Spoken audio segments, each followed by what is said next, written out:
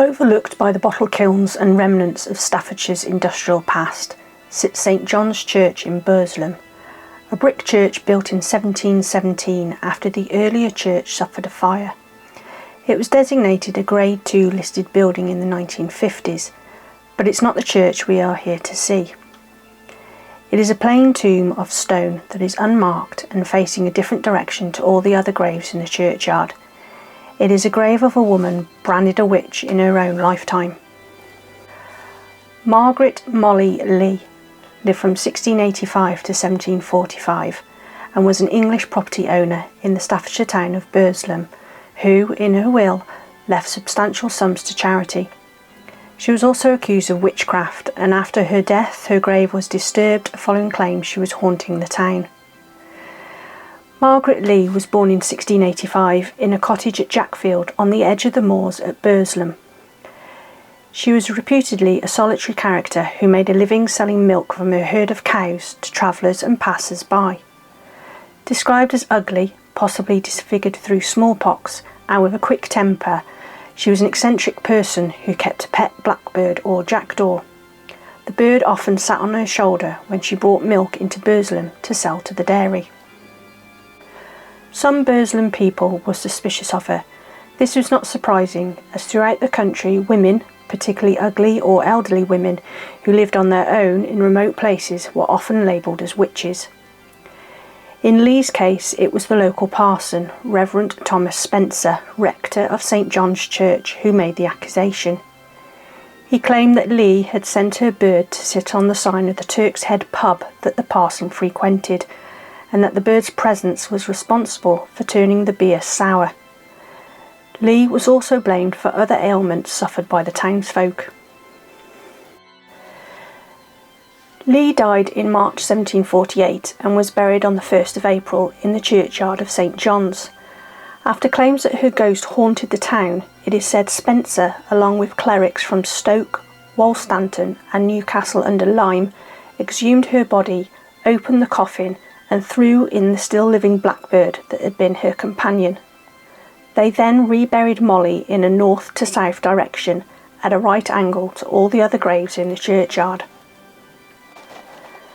Leigh ran a successful business and in her will left substantial sums to relatives, including her mother, Sarah Booth, who received the rent and profits from the cottage at Jackfield.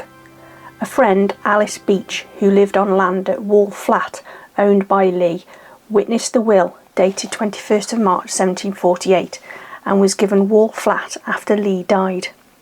Her will also included land at Newbold Asbury near Congleton, and gold mourning rings for all her surviving relatives. Leigh's will provided for 20 shillings to be paid to Alice Beach every year, and then to her descendants after her death. That's about £110 in today's money. This cash would be used to buy bread to feed the poor inhabitants of Sneyd and Burslem.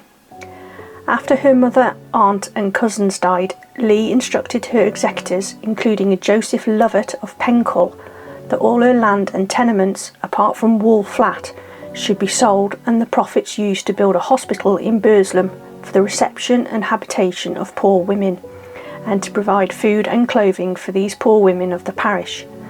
There is, however, no evidence that such a hospital was built.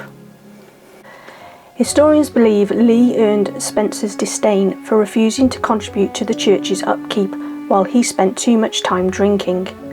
Some people describe Molly as a very religious woman, and she did support her church and that she was really a very decent person.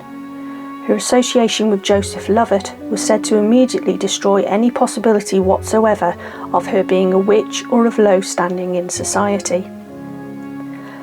There are stories that her ghost appeared to walk the streets of Burslem apologising for her sins. Further stories claim that her spirit was exorcised by a group of several priests, and that while it was successful, some of them died in the process. People also claim that if you skip around her grave 3 times chanting the mantra, Molly Lee, chase me round the apple tree, her spirit will return. Far from being a malevolent witch, it is clear from Molly's will that she was a kind and generous benefactor of Burslem. So why was she smeared so cruelly as a witch? It seemed Molly's repellent features were partly the cause of her downfall. She lived in a time of superstition, when memories of witch trials were still fresh, when hundreds of women had been executed on suspicion of practicing black magic, and her smallpox scars would have been seen as the marks of the devil. As a supposedly ugly and unmarried woman, Molly was an easy target. Her big enemy was Pastor Thomas Spencer, and he was fond of a drink. It was a lonely life for a pastor. Back then, as now, the church relied on funding from its parishioners. Molly was asked for money, but she probably replied with something along the lines of, "I'm not going to fund you to spend the money on drink when it should go to the church." She was then labelled a witch by him because, in an age where a nagging wife could be forcibly gagged by an iron scold's bridle, she was not only a successful businesswoman, but she was also strong-minded with forthright opinions. Not only did she set aside money to create what was Burslem's first women's shelter, but she made sure her mother Sarah would benefit from her estate, not Sarah's husband, granting her financial independence. She also entrusted the care of the poor to her friend Alice Beach. Then, after bequeathing an annual payment of £20, over £2,000 in today's money, to her cousin Anne, she included the clause, "her receipt to be sufficient without her husband." In an era when men controlled their wives' finances implicitly, Molly was making sure that Anne would have her own independent income. As a woman in the man's world of business, how else could she succeed except by witchcraft? Or so it was thought. In fact, there is strong opinion that Molly Leigh was Stoke-on-Trent's first feminist icon.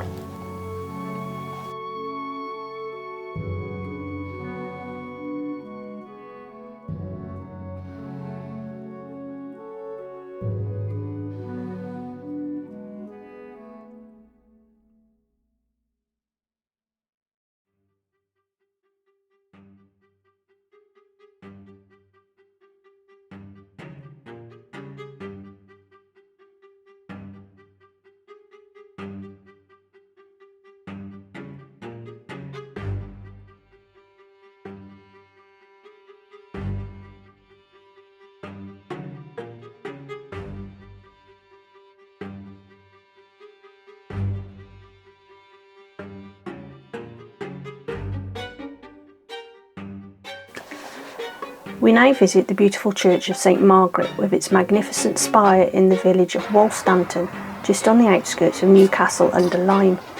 Hidden away in this churchyard, an accusation rings out from beyond the grave.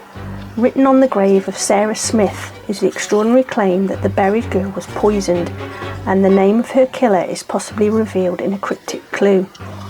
The worn but legible carving reads, "It was C-S B-W that brought me to my end. Dear parents, mourn not for me, for God will be my friend. With half a pint of poison he came to visit me. Write this on my grave, that all that read it may see."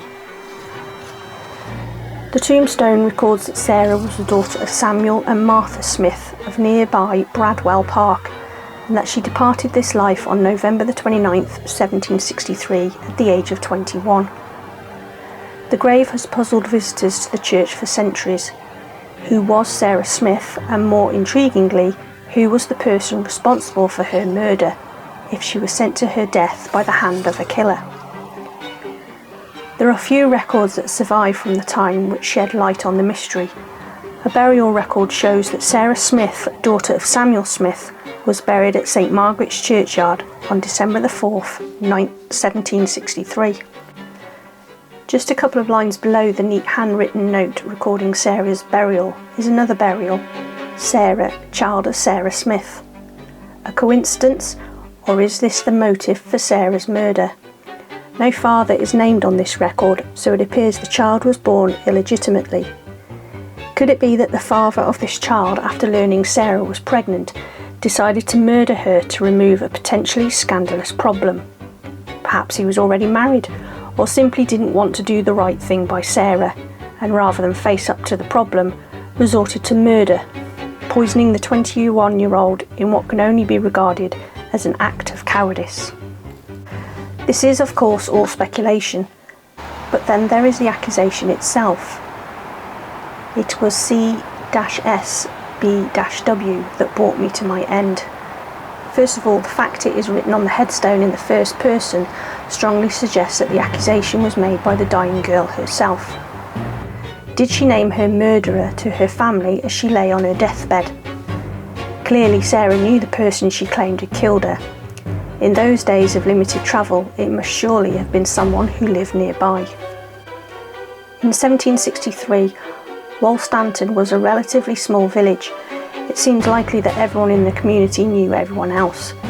At that time, few of the peasants who lived in the rural community would have been able to read, so that may have afforded the mystery poisoner some semblance of an anonymity. But surely anyone who could read would have instantly identified who it was. Word of mouth would have ensured the accusation spread around the village. At that time, Reverend Edward Sneyd was the vicar of St Margaret's, of the powerful and wealthy Sneyd family, the lords of the manor. It seems unlikely that a murder accusation would be allowed to be written onto a gravestone in his churchyard without his knowledge or approval. Did the Reverend Sneyd believe the story? Did he know the identity of Sarah's killer? It could be that the Reverend was called out to visit Sarah as she lay dying. She would have uttered the accusation to the vicar himself. It would be difficult to dismiss the testimony of a dying girl. There is no evidence that anyone was brought to justice for the murder, if there was a murder, but Sarah and her family would have exacted a small revenge on the killer just from the wagging tongues that must have been set in motion. Whoever the killer was, he, or even she, would have surely heard the rumours. Perhaps people would stop talking as they walked into the local inn, or people would whisper behind their back. But more than 250 years after Sarah's death, the mystery may have been solved by historian Jeremy Crick, who lives close to St Margaret's Church. Charles Barlow was the son of a wealthy landowner. He was 6 years older than Sarah, but she was just a neighbouring servant girl, so how would they have been linked? Well, it seems there is speculation that Charles Barlow may be the father of the illegitimate child that Sarah Smith had. It is more than possible, as Charles Barlow was the tenant of New House Farm, which is only half a mile from Bradwell Park, where Sarah lived. He is the only man in that period that fits the accusation, with his name and location both linking him to the murder. Did Charles Barlow get Sarah Smith pregnant and kill her to avoid the scandal? Was he wrongly accused? We will never know why she was murdered or who it was, but he does fit the bill. Although we may never know what happened to Sarah Smith, nor who committed the murder, it is fantastic that over 250 years later, we still have the gravestone with its cryptic message to enthrall us. Local history is important for us and for future generations, so it is wonderful that the grave slab of Sarah Smith has been Grade 2 listed, which means it is now protected. The grave slab of Sarah Smith, who died in 1763, was listed as Grade 2 for the following principal reasons: for its highly unusual and poignant epitaph, which records the infamous and tragic circumstances surrounding her death, and for its architectural interest, as it is a good example of mid-Georgian monument which, despite some damage, survives in its essential form with a legible inscription. What do you think of these two very different graves of Staffordshire women? Was Molly Lee really a witch, and was it right that she should have been dealt with in the way she was? Were the family of Sarah Smith right to put the inscription on her headstone accusing someone of her murder, or should it have been dealt with differently? Let me know what you think in the comments. Thanks for watching, and remember, be kind to others, or they might just haunt you from beyond the grave.